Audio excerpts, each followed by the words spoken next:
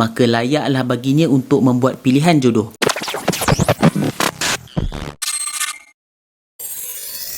Assalamualaikum warahmatullahi ta'ala wabarakatuh. Pada video yang lepas kita telah ceritakan bagaimana Nabi Adam AS dan Hawa telah terperangkap dengan godaan iblis hingga termakan buah yang telah dilarang oleh Allah Subhanahu Wa Taala. Kesan daripada itu, Nabi Adam dan Hawa telah diturunkan ke bumi untuk memulakan kehidupan baru sebagai khalifah pertama Allah. Bagi anda yang ingin tahu kisah itu, boleh lihat pada link video di atas. Baiklah, mari kita sambung kisah putera Nabi Adam iaitu Habil dan Qabil. Jom kita dengar bersama-sama. Siti Hawa telah melahirkan kembar dua pasang. Pertama bernama Qabil dan adik perempuannya yang diberi nama Iklima. Kemudian menyusul pasangan kembar kedua Habil dan adik perempuannya yang bernama Lubuda. Nabi Adam AS dan Siti Hawa menerima kelahiran keempat putera-putrinya itu dengan senang dan gembira. Nabi Adam dan Hawa mengharapkan dari keempat anak pertamanya ini akan melahirkan anak cucu yang akan berkembang biak untuk mengisi bumi Allah Subhanahu Wa Taala dan berbakti sesuai dengan amanah yang telah ditugaskan Allah Subhanahu Wa Taala kepadanya. Di bawah penjagaan Nabi Adam dan Hawa yang penuh cinta dan kasih sayang, maka membesarlah keempat-empat anak itu dengan cepatnya melalui masa kanak-kanak dan menginjak masa remaja. Yang perempuan sesuai dengan kudrah dan fitrahnya menolong ibunya mengurus rumah tangga dan melakukan hal-hal yang menjadi tugas wanita. Sedang yang lelaki masing-masing menempuh jalannya sendiri mencari nafkah untuk memenuhi keperluan hidupnya.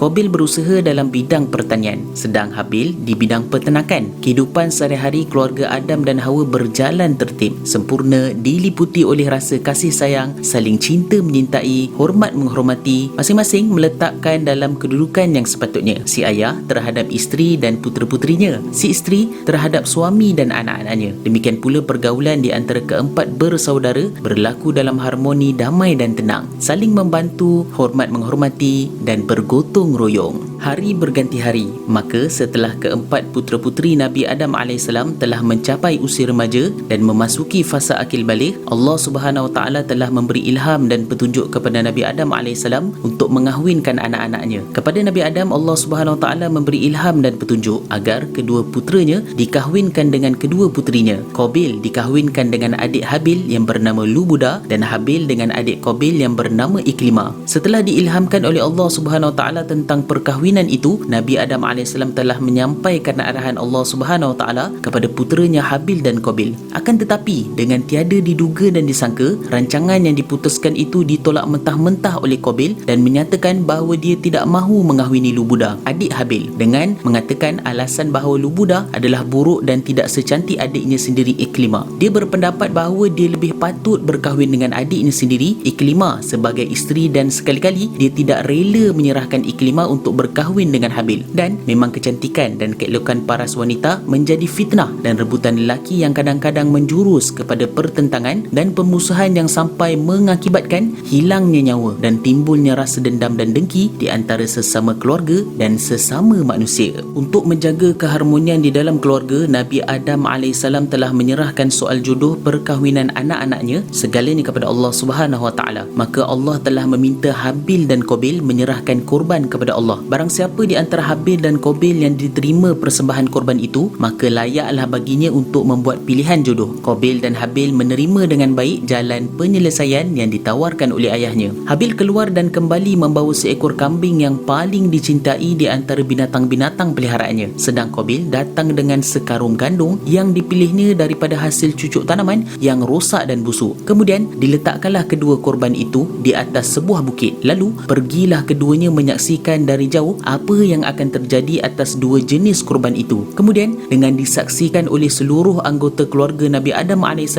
yang menantikan dengan hati berdebar apa yang akan terjadi di atas bukit di mana kedua korban itu diletakkan. Terlihatlah api besar yang turun dari langit menyambar kambing, binatang korban Habil, yang seketika itu musnah disambar oleh api. Sedang karung gandum kepunyaan Qabil tidak tersentuh sedikit pun oleh api dan kekal sahaja tanpa dibuat apa-apa. Maka dengan itu Habil dipilih Allah Subhanahu Wa Taala sebagai pemenang dalam pertaruhan itu kerana korban kambingnya dipilih oleh Allah Subhanahu Wa Taala. Oleh sebab itu, Habil diberi keutamaan untuk memilih pasangan hidupnya sendiri. Alhamdulillah, begitulah kisah putera Nabi Adam AS, Habil dan Qabil. InsyaAllah pada video yang akan datang kita akan dengar kisah pembunuhan manusia yang pertama di dunia. Bagi anda di luar sana, jangan lupa sebarkan video ini supaya orang juga mendapat kefahaman yang sama. Wabillahi taufiq wal hidayah. Assalamualaikum warahmatullahi taala wabarakatuh.